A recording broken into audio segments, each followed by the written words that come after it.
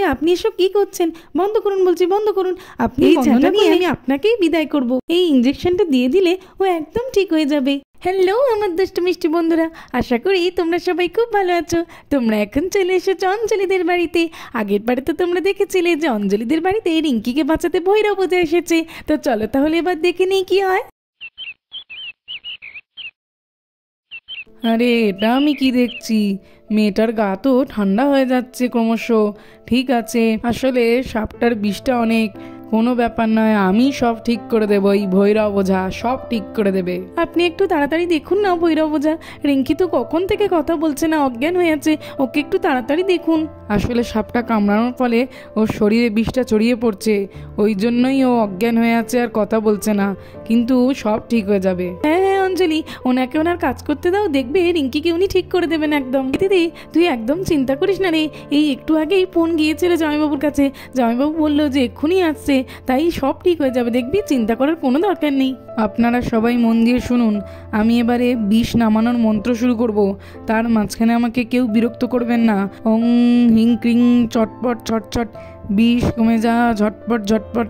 ওং হিং ক্রিং ঝটপট ঝটাস, বিষ কমে যা চটপট চটাস। ওং হিং ক্রিং বিষ কমে যা চটপট। মামা আঙ্কেলটা এটা কি করতে গো? বিট কমে দা বললে কি বিট কমে যাবে? আরে চুপ কর চুপ কর, আঙ্কেলটা বললো শুনলি না যে বিরক্ত না করতে মাঝখানে? তাছাড়া অনন্যা আন্টি তো বলছে যে এরকম করলে নাকি রিঙ্কি সেরে যাবে। হ্যাঁ হ্যাঁ ঈশা, আমিও তো কোনোদিন ওঝাকে দেখিনি, আসলে আমাদের যা কিছু হয় আমরা তো ডাক্তারকেই দেখাই, তাই আমিও কিছু বলতে পারবো না। আরে আরে ওঝা এসব কি মন্ত্র পড়ছে? এইরকম করে মন্ত্র পড়ে বিষ কমানো যায় নাকি? কি জানি বাবা, আমি তো কিছুই বুঝতে পারছি না। চলো এইবারে আমার ঝোলা থেকে মন্ত্র পড়া জলটা বের করি, এই তো এইবারেই ওর বিষ সব কমে যাবে। এই জল দিয়ে আর ঝাঁটা দিয়ে ওকে মারতে হবে। ওং হিং ক্রিং চটপট জটাস, সাপের বিষ কমে যা চটপট চটাস। ওং হিং ক্রিং সাপের বিষ কমে যা চটাস পটাস। ওং হিং ক্রিং সাপের বিষ ঝটাস পটাস। আরে আরে এটা কি করছেন? এরকম ভাবে জল ছিটিয়ে দিচ্ছেন, ঝাঁটা মারছেন, এটা আপনি কি করছেন? আরে বললাম না, এটা ভৈরব ওঝার মন্ত্র পড়া জল, এই জল আর ঝাঁটাতেই ওর বিষ কমে যাবে, একদম কথা বলবেন না মাঝখানে। হ্যাঁ হ্যাঁ অঞ্জলি, ওনাকে ওনার কাজ করতে দাও, তুমি মাঝখানে একদম কথা বলো না। আচ্ছা আচ্ছা ঠিক আছে, আমি কথা বলবো না, রিঙ্কিকে ভালো করে দিলেই হবে। এইবারে এই জাদু ঝাঁটাটা দিয়ে মেরে মেরে ওর বিষটা নামিয়ে দিতে হবে। ও মাম্মাম দেখো আঙ্কেলটা এটা কি করতে? রিঙ্কি দিদিকে ধাক্কা মারতে, রিঙ্কি দিদি কি লাগে না?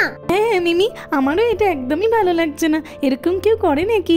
রিঙ্কি কিছু বলতে পারছে না, কিন্তু ওর তো কষ্ট হচ্ছে, আর কাউকে এইভাবে ঝাঁটা মারে নাকি কেউ? হ্যাঁ হ্যাঁ বাচ্চারা, তোমরা একদম ঠিক বলেছো, আমারও ভালো লাগছে না এটা, কিন্তু আগে তো আমি কোনোদিন ওঝা দেখিনি, তাই জানিও না কি করে। আরে আরে বল্টুর মা এটা আমাকে কি বললো? আমার মেয়েটাকে সাপে কামড়েছে, ওরা ওঝা এনেছে, আর আমাকে একবারও খবর দেয়নি। চলো তাড়াতাড়ি করে যাই অঞ্জলিদের বাড়িতে। ও পূর্মা, তুমি কি দেখেছো যে আমার মেয়েকে সাপে কামড়েছে আর অঞ্জলিরা ওঝা এনেছে? বলো না বলো না, আমার মেয়ে কোথায়? আরে রিঙ্কির মা, ওই তো রিঙ্কি শুয়ে আছে দেখো। আরে আরে এ কি হচ্ছে এখানে? ওং হিং ক্রিং চটাস পটাস, ওং হিং ক্রিং চটাস পটাস। আপনি এটা কি করছেন? আমার মেয়েকে এইভাবে ঝাঁটা মারছেন কেন? ছেড়ে দিন বলছি, ছেড়ে দিন, নইলে কিন্তু খুব খারাপ হয়ে যাবে। কি হলো? আমি কি বলছি কথা কানা যাচ্ছে না? আমার মেয়েকে ছেড়ে দিন। এইভাবে কেউ ঝাঁটা মারে নাকি? না না, আমার কাজটা করতে দিন, এইভাবে ঝাঁটা মারলেই ওর বিষ কমে যাবে, আপনি একদম কথা বলবেন না মাঝখানে। আরে আরে এইসব কোনো কথা হলো নাকি? অঞ্জলি, ও অঞ্জলি, আরে অঞ্জলি তোমরা এসব কি করছো? আমার মেয়েটার যে সাপে কামড়েছে আর ও যে অজ্ঞান হয়ে আছে, তোমরা একটিবার আমাকে জানানোর প্রয়োজন মনে করলে না? আমি তো বল্টুর মার কাছ থেকে খবর পেয়ে এলাম। আরে রিঙ্কির মা, আমাদেরকে একদম ভুল বোঝো না তুমি, আসলে আমরা তো কি করব নিজেই বুঝতে পারছিলাম না। রিঙ্কি তো আমাদের বাড়িতে খেলতে এসে অজ্ঞান হয়ে গিয়েছে, তারপরে আমরা ওর হাতে চিহ্ন দেখে বুঝতে পারি যে ওকে সাপে কেটেছে, তাই তো এই সবের মধ্যে তোমাকে জানাতে একেবারে ভুলেই গেছি। আমাকে জানাতে ভুলে গেছো এটা নয় ঠিক আছে, কিন্তু তোমরা আমার মেয়েকে ডাক্তার না দেখিয়ে এইসব ওঝা টোজা কেন দেখাচ্ছ? আরে রিঙ্কির মা, আমরা তো ডাক্তার দেখাবো বলেই ঠিক করেছিলাম, কিন্তু বাড়িতে আকাশ সার্থক ভাই কেউ নেই, তাই ডাক্তার কে আনবে? আর তখনই অনন্যাদি তো বাড়ির সামন থেকে যাচ্ছিল, অনন্যাদি বলল যে ওর নাকি একটা ভালো ওঝা জানা আছে, আর তিনি নাকি খুব বড় ওঝা। অনন্যাদি তো বললো যে ইনি নাকি রিঙ্কিকে ঠিক করে দেবেন। তুমি দেখো না রিঙ্কির মা, রিঙ্কি ঠিক হয়ে যাবে। আমি এইসব কিছুতে বিশ্বাস করি না, আমি আমার মেয়েকে নিয়ে ডাক্তারের কাছেই যাব, ওঝাটা সমানে আমার মেয়েকে ঝাঁটা মেরে যাচ্ছে। এইভাবে কোনোদিন বিষ কমে নাকি? কি হলো কি? আপনি এখনো এই সমস্ত কিছু করা বন্ধ করেননি? বন্ধ করুন বলছে, বন্ধ করুন। দাঁড়ান, বন্ধ করবেন না তো? এই দেখুন তাহলে, এই দেখুন আপনার ঝাঁটা, এটা নিয়ে আমি দূর করে ছুঁড়ে ফেলে দেবো। আপনি চলে যান বলছি। আমার মেয়েকে আপনাকে একদম দেখতে হবে না, কিছুই করতে হবে না, আপনি চলে যান, নইলে কিন্তু আপনার অবস্থা খুব খারাপ হবে। চলে যান বলছি। আর আপনি যদি নিজে থেকে যেতে না চান, তাহলে ওই ঝাঁটা দিয়ে আমার মেয়েকে মারছিলেন তো, ওটা দিয়ে আমি আপনাকে মেরে মেরে বের করবো। চলে যান বলছি। ভৈরব ওঝাকে এত বড় অপমান! আমাকে যখন বিশ্বাস করেনি না, তখন ডেকেছিলেন কেন আমাকে? আপনার মেয়ের বিষ কমাতে আমি পারবো না, আমি এখনই চলে যাচ্ছি। দেখতে হবে না আমার মেয়েকে, আমি ভালো ডাক্তার দেখিয়ে আমার মেয়েকে একদম ঠিক করে নেবো।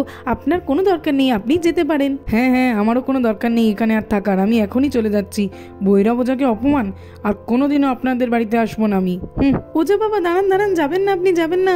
না না, আর এক মুহূর্ত এই বাড়িতে আমি থাকবো না। আরে রিঙ্কির মা এটা কি করলো? ওঝা বাবাকে এইভাবে অপমান করে তাড়িয়ে দিল। রিঙ্কির মা তো জানেই না যে ওঝা বাবা রিঙ্কিকে একদম ঠিক করে দিত। আমি যাই, গিয়ে ওঝা বাবাকে বলি যে রিঙ্কির মা রাগের মাথায় এইসব বলেছে, উনি যাতে রাগ না করেন। আমার মেয়ের এই অবস্থা, আমাকে খবর না দিয়ে তান্ত্রিক ওঝা এদেরকে ডাকা, আমি এদেরকে একদম বিশ্বাস করি না। দেখি রিঙ্কি, আরে তোর অনেক কষ্ট হচ্ছে না, একদম ঠিক হয়ে যাবি তুই, আমি তোকে এখনই ভালো ডাক্তারের কাছে নিয়ে যাব। এদেরকে আমি একদম বিশ্বাস করি না, আর এক মুহূর্ত এখানে আমি থাকবো না। আরে রিঙ্কির মা, এইভাবে তুমি রাগ করে কোথায় যাবে? আমাদের তো এখান থেকে হসপিটাল অনেক দূরে, তুমি কিভাবে একা রিঙ্কিকে নিয়ে যাবে? আরে রিঙ্কির মা, যেও না যেও না, রিঙ্কিকে নিয়ে এইভাবে তুমি যেও না। রাখির বাবাকে তো ফোন করে দিয়েছে বোন, রাখির বাবা আসুক, আসলে দেখবে ঠিক একটা উপায় বের করবে, আর নয়তো তোমাদেরকে রাখির বাবাই পৌঁছে দেবে হসপিটালে। আমার আর কারোর প্রয়োজন নেই, তোমরা আগে যখন দেখতে পারো নি, আর দেখার দরকার নেই, আমি চললাম। না না রিঙ্কির মা, যেও না যেও না, আর একটু অপেক্ষা করে যাও। ও মাম্মা, ওই দেখো লিঙ্কি দিদিকে নিয়ে তো আন্টি চলে যাচ্ছে। হ্যাঁ, কি করলে হবে তাহলে? আঙ্কেল আতুক, আন্টি দাঁড়াও। হ্যাঁ মিমি, দেখো আন্টি তো রিঙ্কিকে নিয়ে চলে যাচ্ছে। বাবা এখনো কেন আসছে না বলো তো? শোনো শোনো রিঙ্কির মা, তুমি কোথায় যাচ্ছ রিঙ্কিকে নিয়ে?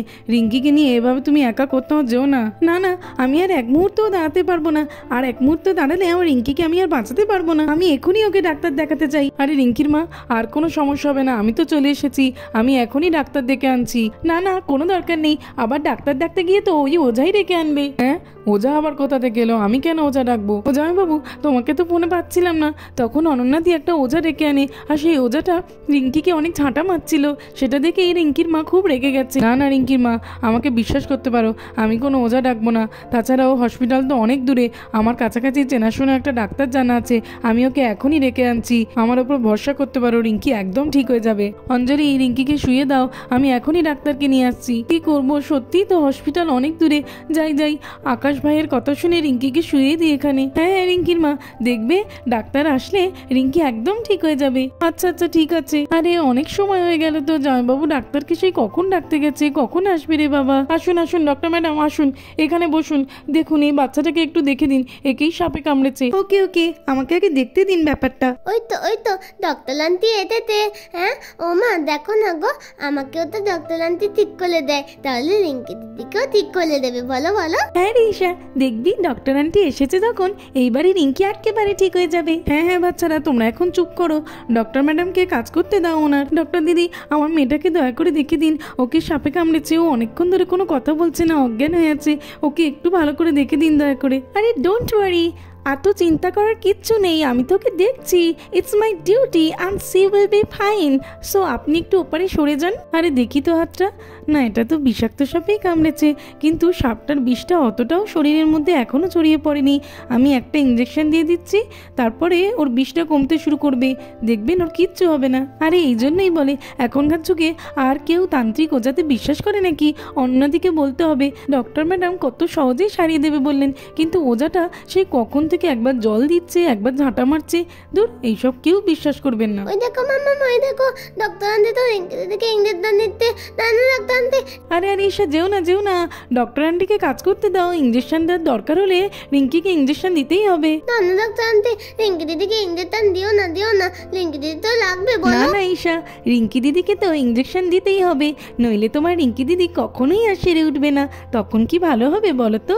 ও ও আচ্ছা আচ্ছা ঠিক আছে, তাহলে দাও। চলো বাচ্চাটাকে এবার ইঞ্জেকশনটা পুশ করে দিই, নাহলে অনেকটাই দেরি হয়ে যাবে। এমনিতেই ওনারা অনেক লেট করে ফেলেছেন। এই তো আমি তো ইঞ্জেকশনটা দিয়ে দিয়েছি, এইবারে ওর শরীর থেকে বিষ ধীরে ধীরে একদম কমে যাবে। শুনুন, আপনাদেরকে বলছি she is out of danger, তাই একদম চিন্তা করবেন না, আর কিছুক্ষণের মধ্যেই ও উঠে বসবে। এই রিঙ্কি, তোকে তো ইঞ্জেকশন দিয়ে দিয়েছে ডক্টর আন্টি, ওঠ ওঠ, আর কত ঘুমাবি রে? রিঙ্কি দিদি ও তো না, ও তো এবারে ও তো আর কত ঘুমাবে। ওঠ ওঠ ওঠ রে মা, সকলে তোকে ডাকছে। দেখ আমার হাতে কি ব্যথা, মাথাটাও কেমন একটা ঘুরছে। আমার কি হয়েছিল, আমি কেনই ভাবে শুয়েছিলাম, আমার হাতেই বা কি, আর ডক্টর আন্টি কেন এখানে বসে আছে? জানিস টিঙ্কি, তোকে না রাস্তায় আস্তে আস্তে কোথাও একটা সাপে কামড়েছিল, আর তারপরে তো তুই আমাদের বাড়িতে এসে অজ্ঞান হয়ে গেছিলিস, এই ডক্টর আন্টি তো তোকে বাঁচিয়ে তুললো। ও হ্যাঁ, এইবারে আমার মনে পড়েছে রে, রাস্তায় নয়, ওই যে বল্টু দাদুদের পুকুরের কাছে দাঁড়িয়েছিলাম, ওখানেই একটা আমার হাতে কি কামড়েছিল, আমি তো কিছুই বুঝতে পারিনি আর কিছু দেখতেও পাইনি, তাহলে ওই সময়ই সাপটা কামড়েছিল হাতে। আরে রিঙ্কি, তুই এখন ঠিক আছিস তো রে? হ্যাঁ হ্যাঁ মা, আমি এখন একদম ঠিক আছি। ডক্টর দিদি, আপনাকে অনেক ধন্যবাদ আমার মেয়েকে ভালো করে দেওয়ার জন্য, আপনাকে অনেক ধন্যবাদ। এর আগে ওই তান্ত্রিকটা যে কি করছিল দেখে তো আমার ভয়ই লেগে গেছিল। ইটস ওকে, ধন্যবাদ দেওয়ার কোনো দরকার নেই, আমি তো আগেই বললাম ইটস মাই ডিউটি। আর আরেকটা কথা, এইসব তান্ত্রিক ওঝা এগুলো বিশ্বাস করবেন না, এগুলোতে বিশ্বাস করা একদম উচিত নয়। আর রিঙ্কি ধীরে ধীরে ওর টায়ার্ডনেস একদম কাটিয়ে উঠবে। চলুন চলুন ডক্টর ম্যাডাম, আমি আপনাকে এগিয়ে দিয়ে আসি। তো বন্ধুরা, আজকের মতোই পর্যন্ত। ভালো লাগলে আর এরকম আরও ভিডিও দেখতে হলে আমার চ্যানেলটাকে সাবস্ক্রাইব করে দেবে। থ্যাঙ্কস ফর ওয়াচিং, দেখা হবে পরের একটি এপিসোডে। টাটা।